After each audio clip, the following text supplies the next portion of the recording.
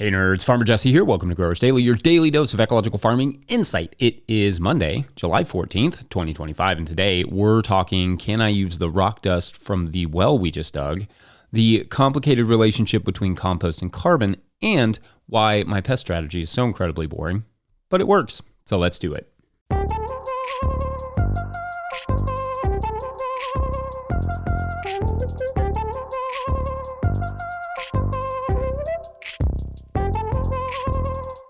All right, great Monday to you all. I hope everyone had a lovely weekend. I haven't been outside yet. It's like I'm recording this at 6:08 a.m., but I do believe we got a little rain last night, so that's cool. According to my Precip app, it looks like around half an inch, which, and this may sound weird after getting too much rain for basically every month before the last one, we needed it. Rain and moisture is so wild that way with farming, where one month you can hope it stops and the next month be begging for it. Only way to not sweat it so much is to treat your soil well and build organic matter that will hold the moisture there in the lean times and allow it to pass through in the record-breaking not so lean times. Anyway, I wanted to mention that I saw the other day that Dan Brisebois of the Seed Farmer podcast and the book The Seed Farmer just posted a new episode. So go check that out. Subscribe to The Seed Farmer wherever you get your podcasts. Dan is the best, and if you have any interest in seed selling, seed growing, all that stuff, you should check out his book as well. Anyway, so I can't remember if someone sent me this article or I just stumbled upon it, but there was this interesting 19-year study from UC Davis on semi-arid soils conducted in California's northern Central Valley, which found that, and I'm quoting the UC Davis article about the research, quote, conventional soils neither release nor store much carbon. Cover cropping conventional soils while increasing carbon in the surface 12 inches can actually lose significant amounts of carbon below that depth. And when both compost and cover crops were added in the organic certified system, soil carbon content increased 12.6% over the length of the study, or about 0.07% annually. It is far more carbon stored than would be calculated if only the surface layer was measured, end quote. So that's kind of interesting. And let's go back through each of those. Conventional soils in the study neither releasing nor storing much carbon. I guess in some ways that's just not really a surprise, I suppose. If there is not much carbon there to begin with, like in the soil, nor much carbon being added, I guess what's to lose? The second finding, that cover cropping conventionally managed soils built increased carbon in the top 12 inches, but lost significant amounts of carbon below that depth, is definitely pretty interesting. Reading through the methodology there, they use synthetic fertilizers in that system, so taking much from the cover crop's role in the soil loss deep down is hard to do reliably, but the idea that when you use both cover crops and compost, in this case a composted chicken manure, together, you get a really significant boost in soil carbon. Well, that's not super surprising, but it is very cool to see that. It's exciting to see some numbers put behind this idea that cover crops are cool, but compost and cover crops together are something else entirely. We touched on this idea a bit when I was discussing the Haney test last week with Dr. Patrick Fries, and it seems to me that the approach of incorporating even a small amount of compost in with your cover cropping as a fertility approach is excellent and can boost the efficacy of both.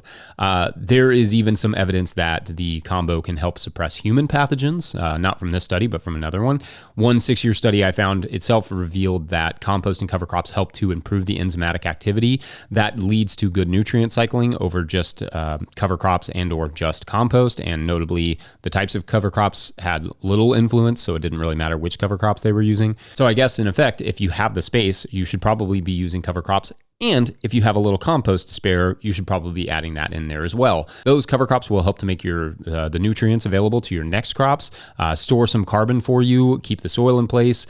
Super generous, those cover crops. Now, what does using compost and cover crops together look like exactly? Well, it varies a little bit in the literature, but generally they're using a little bit of chicken manure during the growing season for a cash crop, and then a cover crop over the winter. In other words, it doesn't even have to be composting with the cover crop, like getting the bed prepped, putting some compost down, and then using a cover crop. Doesn't have to be that way. This study is basically suggesting that compost and cover crops used together in the same season have that beneficial effect. So I guess you could kind of look at it like the cash crop gets the immediate bulk release of the nutrients in the compost, and then the cover crop gets the slower release stuff later on to recycle. In other words, sure, you can use the compost with your cover crops. I mean, that would be cool, but it's more about using cover crops and compost within the same year. Therefore, you don't necessarily have to use your good compost on your cover crops, though that would be fine, I guess. And indeed, sometimes I will add compost slurries to cover crop stands because cover crops need love too. But we should all be looking for ways to incorporate both. All right, interesting, reassuring. I've long thought that a system could be entirely reliant on cover crops, and maybe to some extent it could be.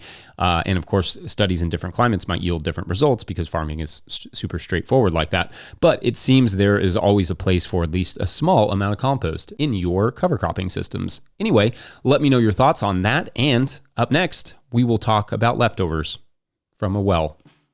BRB.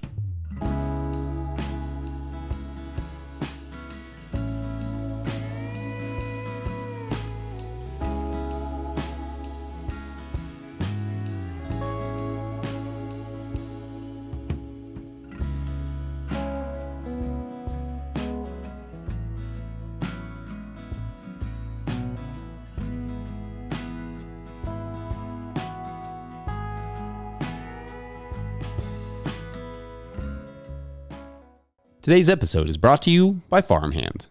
If you're listening to this, you probably found 5 rare minutes to breathe. But what got pushed back further down the to-do list to make that happen? If it's your CSA newsletter, you're not alone. Farmhand's new newsletter builder was made for busy farmers. It automates weekly emails, drives add-on sales, and makes it easy to keep your customers in the loop without spending hours behind a screen. It launches this summer, but our listeners can request early access now. Visit farmhand.partners/no-till. That's farmhand.partners/no-till. All right, back to the show. If you, the listener, are enjoying this podcast, getting even a small amount of value from it, consider supporting our work over at patreon.com/no-till-growers. Does this podcast bring you $2 worth of value a month? 5? You can show that by signing up. I will try to get to questions from everywhere the questions come in, but I will always get to your Patreon questions. Now, today's Patreon question comes to us from Patreon member Lee Kossab, who writes, quote, "Hello, we just had a well drilled and there are probably 2 trash cans full of rock dust sitting on the ground now. Ever heard of sprinkling such dust on the garden for minerals? Not all at once, but like scoop it up and keep it for long-term mineral amendment. The driller said he thought it was a lot of granite and quartz mixed with other types of rock. Thanks for being awesome. Also, just one person's perspective, but love the way you did the show this week with the guest speakers. Totally not opposed to shows that are recorded back to back and shown daily, if that makes sense. Can imagine that making the daily show much more sustainable for you for what it's worth. Smiley face emoji." End quote. All right, thanks, Lee. An interesting question here. And indeed, we also love doing the interviews. I mean, 1, they're good education for me. 2, they're a lot of fun to do. I like talking to people. And they aren't necessarily less work time-wise, but they are a nice change of pace. So we will continue to bring those as often as we can. Now, first thing I will say is that if you haven't already, I would cover that rock dust pile with a tarp or something to keep it from blowing around on windier days, so that you're not breathing it in or losing it. And without knowing exactly what that rock dust is specifically, you said quartz and some granite, but it's hard to say what it might add to your gardens without knowing exactly what the makeup is. So it might be worth at least investigating a little bit more what the bedrock is made of in your area, and then checking online to see what the nutrient makeup of that bedrock is and how it might change the nutrient composition and or pH of your soil. But it's not as simple as say granite and quartz might add some acidity to the pH, or shale, for instance, if that's in there, whereas limestone might add a little bit of alkalinity. The types of granite, shale, quartz, limestone, basalt, all that stuff matters in terms of how they might change the pH or nutrient makeup. Calcitic limestone, for instance, is limestone that is high in calcium carbonate, whereas dolomitic limestone is calcium carbonate also, but with a healthy dose of magnesium carbonate as well, which means it's high in magnesium on top of the calcium. If your soil is already rich in magnesium, for instance, you might not want to add dolomitic limestone dust in great quantities, though some agronomists don't really worry a ton about this, but an agronomist will be able to better advise you on that than I will. The application rate and health of the soil, as well as your climate and rainfall, will also determine how available the nutrients are. For instance, especially in conjunction with soil tests, it's a common practice to add rock minerals to soils as a fertilizing approach. But if the microbes are not there to help release the nutrients from those minerals in adequate numbers, then at least when someone is buying rock dusts, they've just added an expensive dusting of nothing. My take on rock minerals is, well, first, consult with an agronomist to make sure you're not doing anything weird to the soil that may leave it terribly unbalanced. But generally, I prefer to add them to a compost pile in relatively small amounts and let those microbes help make the nutrients available for the plants. For me, that cuts down on the cost of the rock minerals because I don't feel I need to use as much. Plus, the results, at least anecdotally, have been good in terms of addressing, say, specific nutrient deficiencies I might be seeing in some plants. So I guess the short answer is, yes, you can use the rock dust perhaps, but just know what you're working with specifically, and then maybe get a small soil test and check with an agronomist before you put too much of it on your gardens. But you may find you not only have a new well, but a new wealth of bonus nutrients. See what I did there? Score. Great question, as always, Lee, and let me know, commenters, what else you might add to this topic. I need to do more shows on soil testing and rock minerals and all those good things because it comes up a lot at some point. So Patreon questions is a good way to always push me into talking about it, just saying. Otherwise, we're going to take a quick break, and when we come back, we will stop overthinking pests. Or will we? I mean, I won't. That's kind of my job. Anyway, be right back.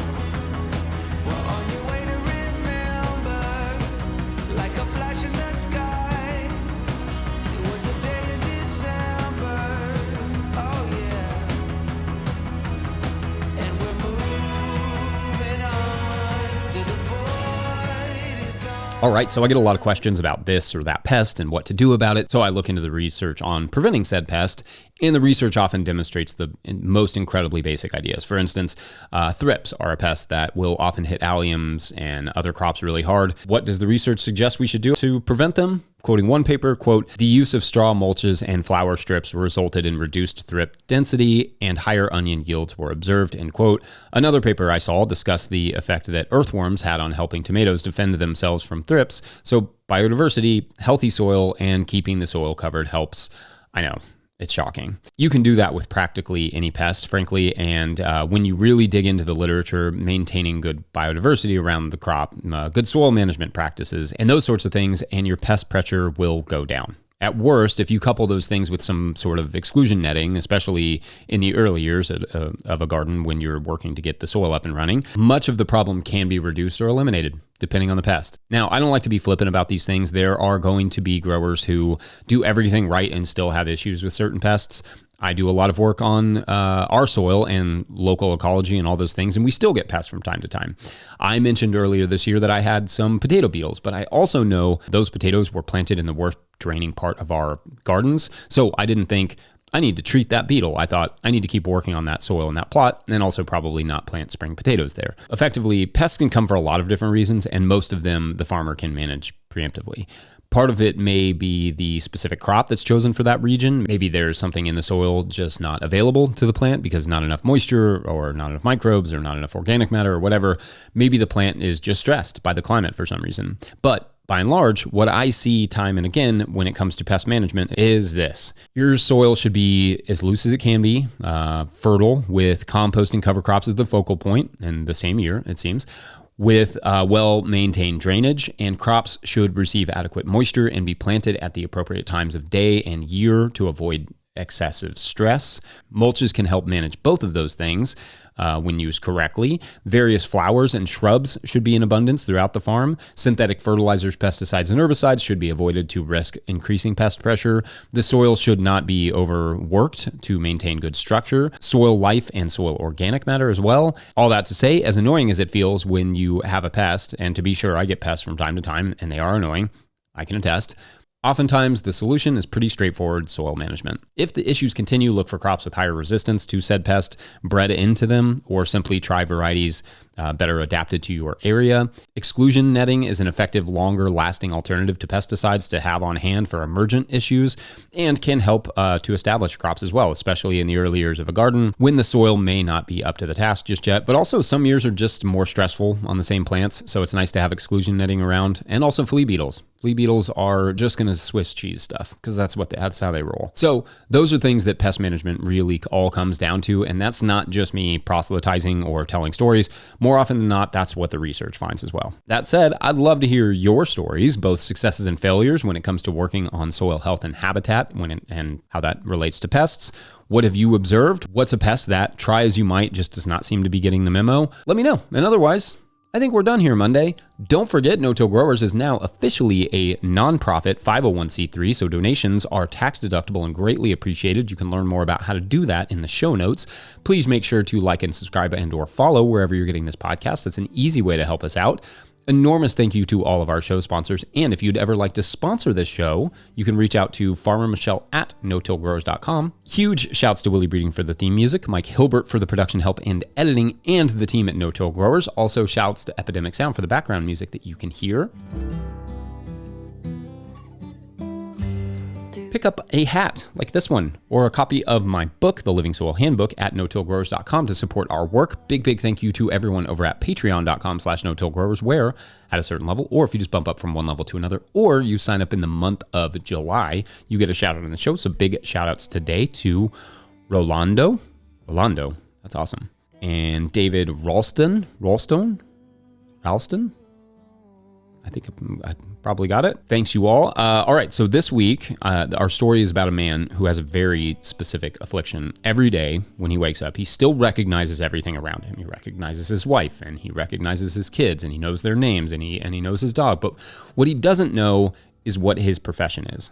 But not like he forgets it. Like, he literally has a new set of skills every single day. Like, a new profession is embedded in his brain. And it's been like that since he was 20 years old. He turned 20, and suddenly every single morning he wakes up with an entirely new and relatively complete ability to do a totally different job. It may be something related to carpentry. It may be a hyper-specific, computer programming job, or a street sweeper, or he may know how to be the fullback for Brighton and Hove Albion. Could be anything. But this day, what he wakes up as was something altogether new, and that is for tomorrow on The Game Changer. Actually, I feel like that one works. All right. Thanks for watching and or listening. We will see you tomorrow. Bye.